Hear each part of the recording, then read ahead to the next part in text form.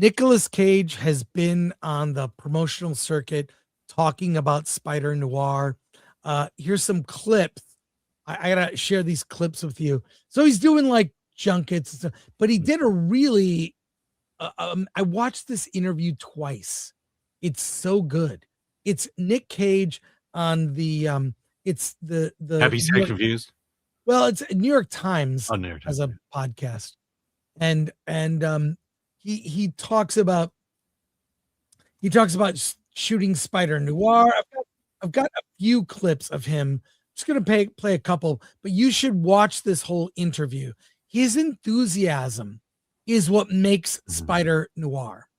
Here he is talking about the choice of shooting it in black and white. Doesn't matter if a 13-year-old doesn't know who Humphrey Bogart is. The point is, it works. It worked. I know it works. And I remember calling Jen saying, you don't have to only do it in black and white. You can also do it in color. And then they can hopscotch back and check it out in black and white. And then lo and behold, maybe they'll want to see The Big Sleep or Maltese Falcon. You know, I had zero interest in watching the color version.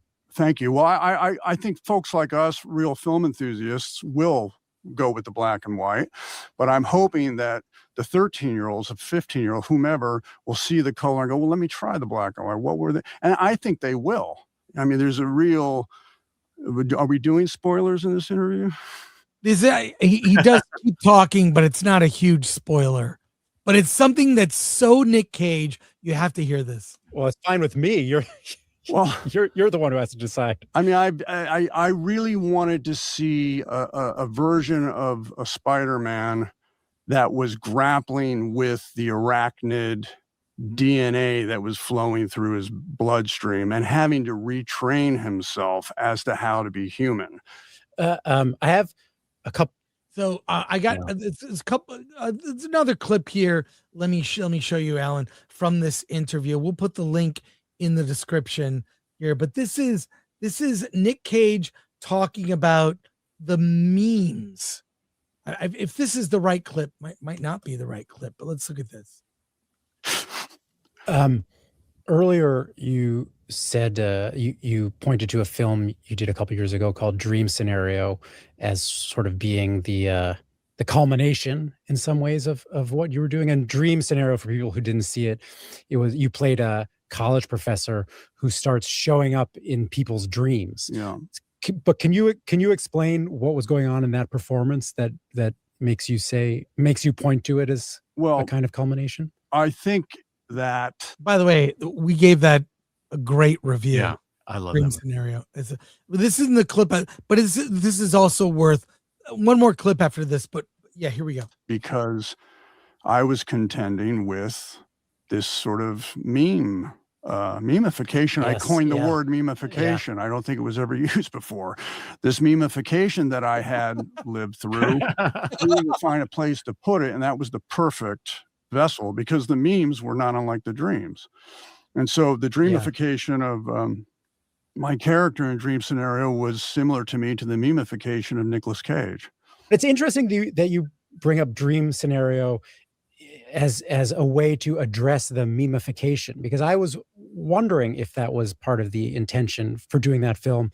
And it was interesting because that movie came not too long after you did The Unbearable Weight of Massive Talent, in which you played a version of yourself, and someone who's also, and the character Nicolas Cage in that film was also kind of contending with a public perception that he was uncomfortable with. And in my perception, the sort of feverish memification has basically disappeared since Dream Scenario and since The Unbearable Weight of Massive Talent. And I wondered if, in taking on films that directly addressed that, if you were trying to sort of puncture that so that the fever would break. Well, not consciously, no. But that's an interesting observation. Has it? I didn't know that. I don't know if it has. I think so. Oh, well, that's interesting. Yeah. One more clip here I want to show. This is a really good interview. I just gets it.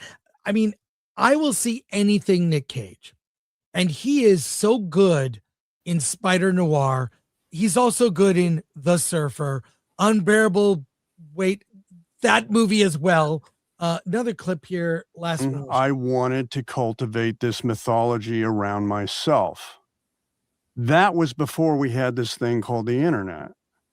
And I didn't know that it would go that far, that it would be that widespread. Did I think, I didn't have the means to imagine that one day it would become this thing we call memes, or would go into different cultures around the world, or whatever it is that the internet deploys. So I think it went beyond what I initially was trying to cultivate, a mystique, an aura, an enigmatic presence, a mystery, all that beautiful stuff that the black and white golden age, as we call them, Bogarts and Cagneys, Betty Davises had before there was so much television, and certainly before the internet. I guess another way. So, you've got to see this entire interview.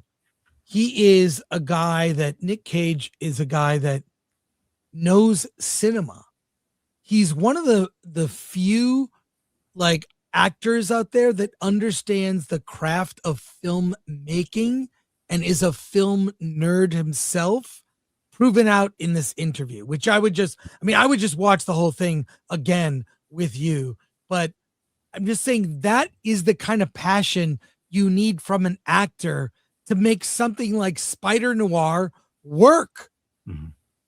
Any thoughts on what he said? And what? Yeah, I mean, recently we've been talking about actors and actresses who just, we can't blame them. It was the words that were written for them, and But what I appreciate about Nick Cage, especially the last few years, is he's at a point in his career where he can curate it, where he doesn't have to take whatever's thrown at him. But if something excites him, he goes for it, and he dives in head deep into it. You can't stop this creative force that is the career of Nicolas Cage. And Spider-Noir, I mean, I remember at the end of it, I kept thinking to myself, boy, I really hope he's proud of the work he did in this show, because you could tell he put a lot of effort into it, and that nothing feels scripted. Like, oh, I have to say this line because I have to say this line. That not only does he embody the character, but he adds some creative input behind the character. And I think there was a point where he was finally given the freedom, I believe it was financially, that he no longer, he paid off all his debts, and now he could just make movies. And I think about role after role over the last 6 years and go, wow, that's really Pig, for one thing. That movie, he plays a chef. He rarely speaks. And I don't think he even throws a punch, and it's an action movie. Willy's Wonderland, another one where it's just taking an idea and just going for it, and bringing something unique that only Nick Cage can bring to it. And I had to say the exact same thing about Spider-Noir. Only Nick Cage could play Ben Reilly. But only Nick Cage would care enough to put the level of detail into the performance, into the setting, into the world, into it's all based on his knowledge of old film noir. And it's a mashup of a superhero that you're very familiar with, Spider-Man, and Spider-Man villains. But it owes so much to old noir. Even the makeup in the show, one of the characters, he's been in the trailer, Sandman. The makeup is done as if they would have done the makeup in an old movie. It's not, what I'm saying is it's not great. It's not like modern, effects. The effects are like, they're done they're true to that era. Even when they're doing their scenes in cars, and they have that thing where like they have the screen behind them where, it looks like out of one of those old 30s or 40s film noir, like the Maltese Falcon, or, So many. I mean, Or the only DOA. the only thing they really added to the series was the superhero action. Because Yeah. how do you shoot a superhero action fight scene as if it were shot in the 40s, the 30s and 40s? And that was to me what the brilliance of this is, or what they added to the genre. And the other thing is, it was shot in black and white, which means you can't just shoot in black and white. You have to. There are rules to black and white. There's this issues of contrast when it comes to composition, comes to cinematography, comes to lighting, that you have to nail for black and white to work. And clearly, they understood that in this show.